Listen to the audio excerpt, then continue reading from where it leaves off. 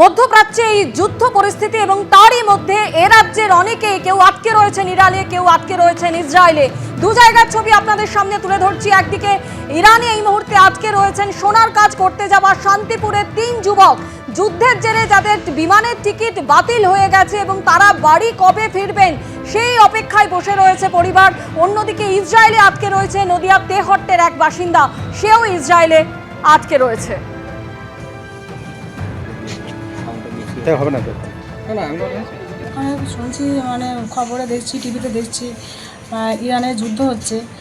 এবার ওখানে এত পরিমাণ যুদ্ধ হচ্ছে, যোগাযোগ তো করতেই পারছি না, ফোনের অপেক্ষায় আছি, কখন ফোন করবে, কথা হচ্ছে না, যোগাযোগ পাচ্ছি না। এবার চাই যে ভালোভাবে সুস্থভাবে বাড়ি আসুক, এটাই চাই।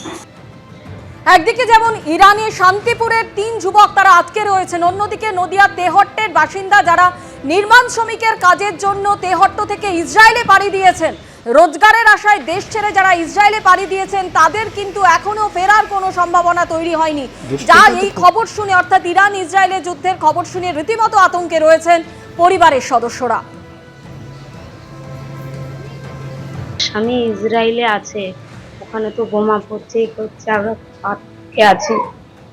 তাহলে বাজে বাজে কথা হয়, জিজ্ঞাসা করি কি হচ্ছে, বলে এখন ভালো আছি, আবার বলে খারাপ আছি, এরকম বলে আমাদের খুব দুশ্চিন্তা হয়।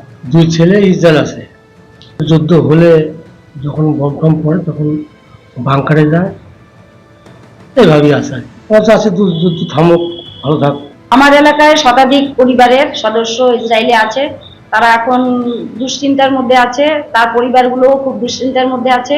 আমি তাদের সঙ্গে যোগাযোগ রাখছি, আমি চাইছি যে তারা যেন একটু সুস্থভাবে থাকে।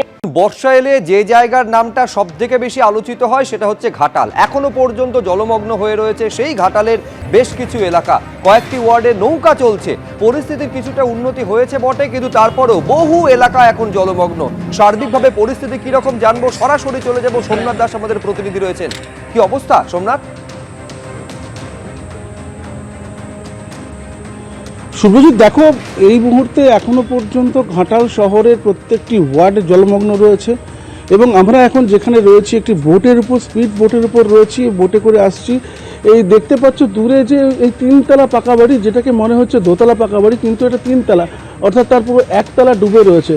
এটাও ঘাটাল শহরেরই একটা অংশ এবং এই যে জল চারিদিকে দেখছো, সেই জল কিন্তু একেবারেই এটা কোনো মতেই কোনো জল বা নদী বা সমুদ্র না, এটা শুধু এই এলাকা, গ্রামীণ এলাকা। দূরে যে বাড়িগুলো দেখছো সেগুলো সব 1 তলা করে ডুবে রয়েছে, অর্থাৎ ঘাটাল শহরের জল এখনো পর্যন্ত নামেনি এবং ঘাটাল শহরের প্রত্যেকটি জায়গাতেই এই মুহূর্তে জল জমে রয়েছে এবং তাদের যাতায়াতের পথ একমাত্র দেখতেই পাচ্ছ দূরে যে নৌকোগুলো রয়েছে সেই নৌকো। অর্থাৎ শহরের মধ্যে যেতে গেলেও যেমন নৌকো চলছে, সেরকম শহর থেকে একটু দূরে গ্রামাঞ্চলে যেতে গেলেও সেরকম নৌকো চলছে।